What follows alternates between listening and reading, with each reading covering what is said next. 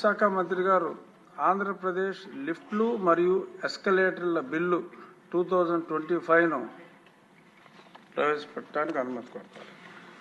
Speaker sir, I move to introduce Andhra Pradesh Lifts and Escalators Bill 2025. మంత్రి గారి ప్రతిపాదన సభ సమక్షంలో ఉంది. ఇప్పుడు విషయం ఆంధ్రప్రదేశ్ లిఫ్ట్లు మరియు ఎస్కలేటర్ల బిల్లు 2025ను ప్రవేశపెట్టడం.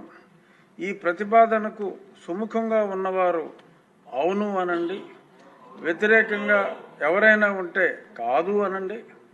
అవునన్నారు. ఇక్కడ ఉన్నవారు అందరూ అవునన్నారు. కావున ప్రతిపాదన ఆమోదించటమైనది. బిల్లు సభలో ప్రవేశపెట్టబడింది. Speaker sir, Andhra Pradesh lifts and escalators bill 2025ను ఈ సభలో ప్రవేశపెడుతున్నాం సార్.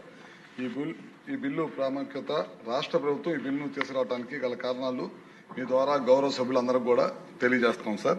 ముఖ్యంగా కేంద్ర ప్రభుత్వం 2024 రిఫార్మ్స్ లో భాగంగా ఈ బిల్లు ప్రవేశపెడుతుంది సార్. ఈ బిల్లు దాదాపు 15 రాష్ట్రాల్లో కొనసాగుతూ ఉంది. ముఖ్యంగా ఆంధ్రప్రదేశ్లో అర్బనైజేషన్ కారణంగా మల్టీ స్టోరేజ్ బిల్డింగ్స్ నిర్మాణాలు వేగంగా జరుగుతున్నాయి కాబట్టి సేఫ్టీలో భాగంగా ఈ బిల్లు ప్రవేశపెట్టడం జరుగుతుంది సార్. ముఖ్యంగా shopping malls, hospitals, government private ఇన్స్టిట్యూషన్స్లో లిఫ్ట్లు ఎస్కలేటర్లు వాడకం గతం కంటే ఎక్కువైంది. అలాగే ప్రమాదాలు కూడా ఎక్కువగా జరుగుతున్నాయనే దానికోసం ఈ బిల్లు ప్రవేశపెడుతున్నాము. లిఫ్ట్లు ఎక్స్లేటర్లను వృద్ధులు, పిల్లలు, దివ్యాంగులు, రోగులు, ఇతరులు తరచుగా ఉపయోగిస్తున్నారు. ఎలాంటి సమయాల్లో వారి భద్రత చాలా కీలకం. అదే విషయంగా తమిళనాడు, కేరళ, కర్ణాటక, బీహార్, ఉత్తరప్రదేశ్ లాంటి 15 ఇతర రాష్ట్రాల్లో ఈ విధానాలు పాటిస్తూ ఉన్నారు సార్. దీని మీద పూర్తి అధ్యయనం చేసి ఈ బిల్లు తీసుకురావడం జరిగింది.